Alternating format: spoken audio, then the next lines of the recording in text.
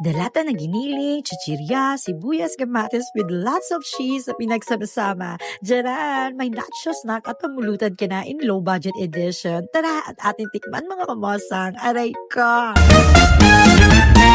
Hello mga kamosang! For today's video nga ay gagawa tayo ng nachos na yan dahil araw-araw na baga namin nakikita pa ulit-ulit sa Facebook. Tara at ating gawin. Yun nga lang, low budget edition mga kamosang ha.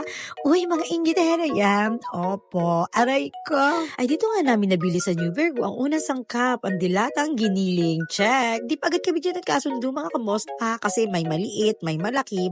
Pero ang ending, malaki ang pinili namin sa halagang 44 pesos. Meron ka ng 1/4 na giniling mga kamosang. Dising mahal pero sindami na din. O diba? Bongga. Aray ko. Nang makabayad nga ay dito naman kami sa dali mga kamosang. Andito kasi yung mga murang chichirya at cheese. At sa dami din pagpipilian na pwedeng kapalit ng Mr. Chips na yaam. At higit sa lahat, masarap bumili dito kasi nga aircon yan. Basta nga dito kami namimili. Mga 3 ikot kami bago kami magdiretso sa cashier.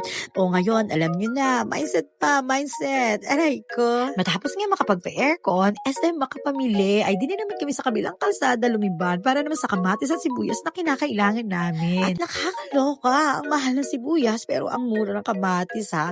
Sa bagay, kasi naman parehong mahal sila diga, at least balance sila. Aray ko. Nang makompleto nga namin lahat, ay liban uli sa kabila at nag-drive na pa 39 years, mga aliging yarn. Aray ko. Bale, nag-prepare lang kami dyan, tapos nag-report ng very light at siya, sinimula na agad namin ang for today's video natin mga kamosang, not just time, low budget edition. Aray ko. Una dyan, syempre, ay ginisa muna natin ang giniling kahit ready to eat na naman talaga siya kasi nga, delata. Wala lang, gusto lang namin para mainit baga. Mga 30 minutes ko siya iniinit, ganon. Hoy, hindi gayon. Eme lang. Siguro mga 5 minutes, sabay hango na din. Pagkatapos nga, siya ay ginahit lang ng ating kumarin Shirley, sibuyas at kamatis at siya, ready na mga kamosang. Ready na, pero may customer na biglang dumating. Bibong-bibong estudyante at nakilala niya tayo mga kamosang. Aray ko, ang sabi niya, nakakataba naman ng puso talaga. Kaya naman, big shoutout sa iyo, Mac Ray Bendikito ng Balatero. Thank you lagi and God bless you po. Maya-maya pa nga ay arina at matitikman na. Gaya nga ng nakikita namin sa Facebook, buksan ng cheese, pagsamasamahin ng mga lahok at boila. May nachos snack at pamulutan ka na in low budget pa. Di sing mahal pero sing sarap mga kamosang. Oh, final look. Cheese.